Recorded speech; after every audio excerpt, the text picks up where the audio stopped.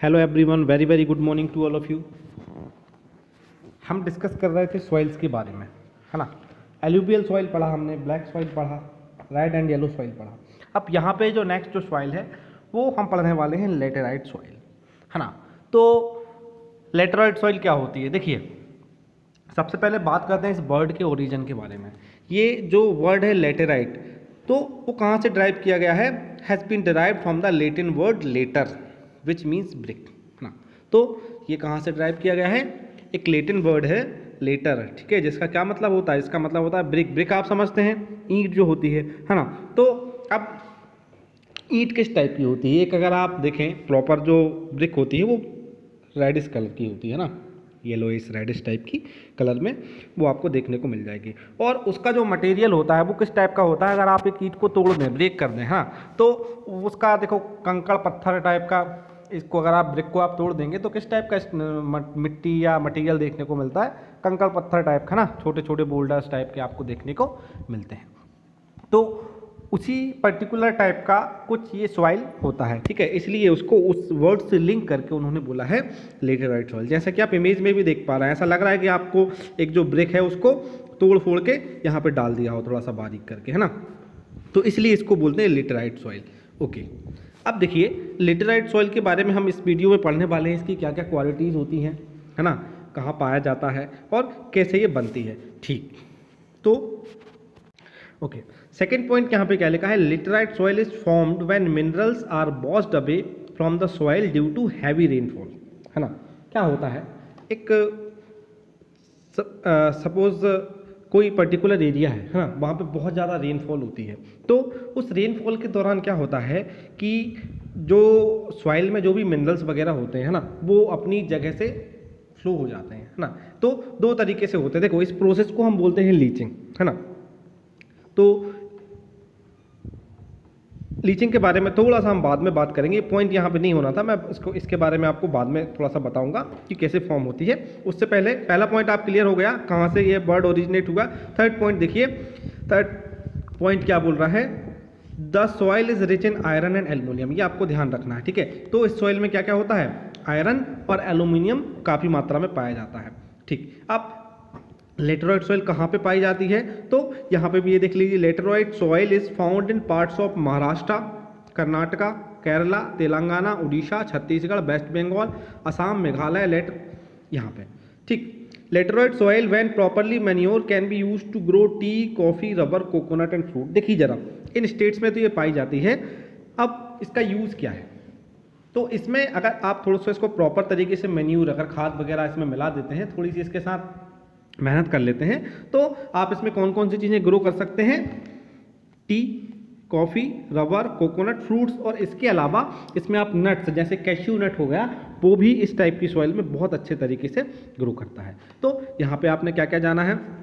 Laterite word कहाँ से originate हुआ है ना। इसमें आयरन, एल्यूमिनियम अधिक मात्रा में पाए जाते हैं और साथ ही साथ ये कौन कौन सी स्टेट में पाई जाती है। अब यहाँ पे देखिए, यहाँ पे इसके फॉर्मेशन के बारे में मैं आपको बता रहा था, तो बीच में मैंने छोड़ दिया था उसको। अब हम थोड़ा सा इसको डिटेल में जानेंगे। तो ये कब फॉर्म होती है? When minerals are washed away from the soil due to heavy rainfall. देखिए जरा क्या होता है, यहाँ पे थोड़ा सा डिटेल में इसके बारे में। The laterite soil develops under tropical and sub tropical climate with alternate wet and dry season. देखिए जरा, ट्रॉपिकल क्लाइमेट क्या होता है?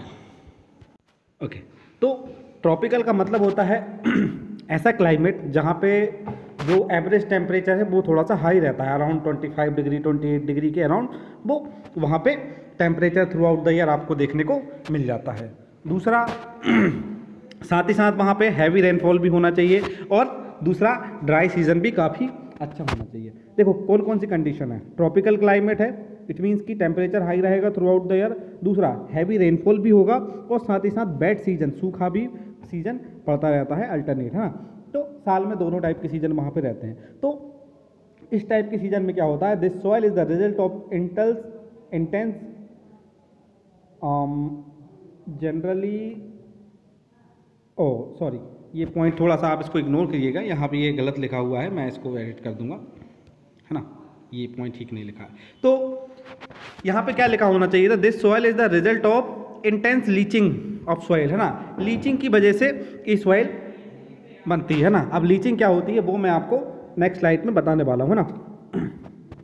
एक चीज़ और, generally deficient in plant nutrients and occur mostly southern state, ठीक है। अब देखिए इसमें क्या है कि प्लांट न्यूट्रिएंट्स नहीं होते हैं। अब वो न्यूट्रिएंट्स क्या होते हैं, तो लीचिंग की वजह से वो जो न्यूट्रिएंट्स हैं वो फ्लो हो जाते हैं, वो बह के कहीं दूसरी जगह चले जाते हैं या फिर ज़मीन में नीचे चले जाते हैं, है ना। लीचिंग पर मैं अभी बात करने वाला हूँ डिटेल्स में। अब किन किन स्टेट में, mostly southern state, Western Ghats region, Maharashtra, Orissa, some parts of West Bengal, north east, है ना। इससे पहले भी हमने पिछली स्लाइड में भी देखा था कहाँ कहाँ पे पाई जाती है डिटेल में। This soil is very useful for growing T and coffee, ठीक, टी चाय की खेती के लिए, कॉफ़ी के लिए, है ना।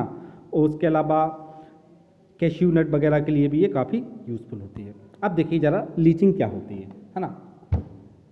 मैंने क्या बोला कि ये जो सॉइल है वो लीचिंग की प्रोसेस के थ्रू ही बनती है। तो लीचिंग में क्या है, soil leaching refers is the movement of nutrient element from top soil through the soil profile. Leaching cause significant nutrient losses particularly in humid region with high precipitation. Precipitation का मतलब होता है पानी गिरना, बरसात होना।